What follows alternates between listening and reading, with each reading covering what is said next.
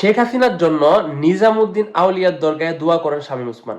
আপনারা জানেন, গণ অভ্যুত্থানের পর শেখ হাসিনা দেশ ছেড়ে পালানোর পর কিন্তু শামীম ওসমানও কোনো না কোনোভাবেই বাংলাদেশ ছাড়তে পেরেছিলেন এবং তিনিও বর্তমানে ইন্ডিয়ায় অবস্থান করছেন। তবে তার ইন্ডিয়াতে অবস্থানের স্ট্যাটাস কি সেটি সম্পর্কে কিচ্ছু জানা যায়নি। তবে একজন বাঙালি ভারতে থাকা স্টুডেন্ট নিজামুদ্দিন আউলিয়ার দরগারে শামীম ওসমানকে দেখেছেন এবং শামীম ওসমান সেখানে গিয়েছিলেন শেখ হাসিনার নামে দোয়া করতে। শেখ হাসিনার জন্য নিজামুদ্দিন আউলিয়ার দরগায় দোয়া করান শামীম ওসমান। তো এখানে যেটি লেখা আছে সেটি আমি আপনাদের পড়ে শোনাবো যে কি দোয়া করলেন এবং তাদের পরবর্তী পরিস্থিতি কি হতে পারে।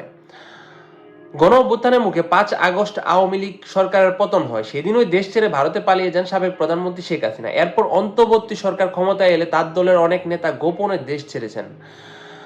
এই জায়গায় শামীম ওসমান খুবই লাকি, তার কারণ হচ্ছে তিনি দেশ ছাড়তে পেরেছেন, কারণ তার থেকেও বড় বড় নেতারা কিন্তু দেশ ছাড়তে পারেনি।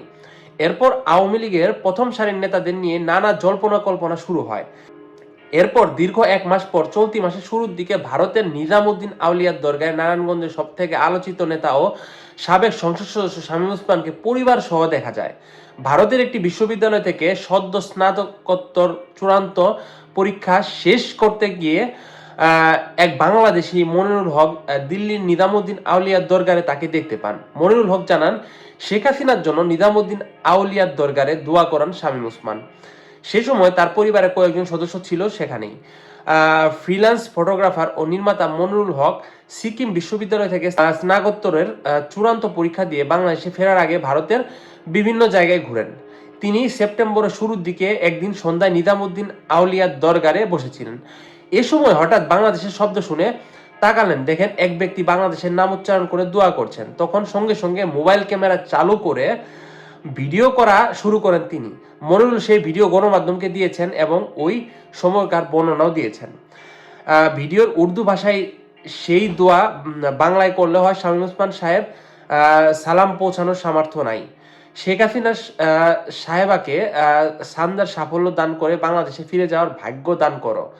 মনিরুল হক জানান, তিনি সেখানে শামীম ওসমানকে দেখে অবাক হন। ওই সময় শামীম ওসমানের সঙ্গে তার পরিবারের সম্ভবত আরো 3 জন সদস্য ছিলেন। মানে তিনি পরিবার সদস্য সবাই কিন্তু পালিয়েছেন ভারতে। এটা আসলে খুবই কি বলবো, এটা আসলে খুবই তার জন্য লাকের বিষয়, কারণ সে যে সঠিকভাবে পালাতে পেরেছে পরিবার নিয়ে, এটা খুবই লাকের বিষয়। এমনি কি যিনি দোয়া পড়ছিলেন তাকেও টাকা দিতে দেখেন। মনিরুলের দাবি, শামীম ওসমানের সঙ্গে তার একবার চোখাচোখিও হয়, তবে কোনো বাক বিনিময় হয়নি শামীম ওসমানের সাথে।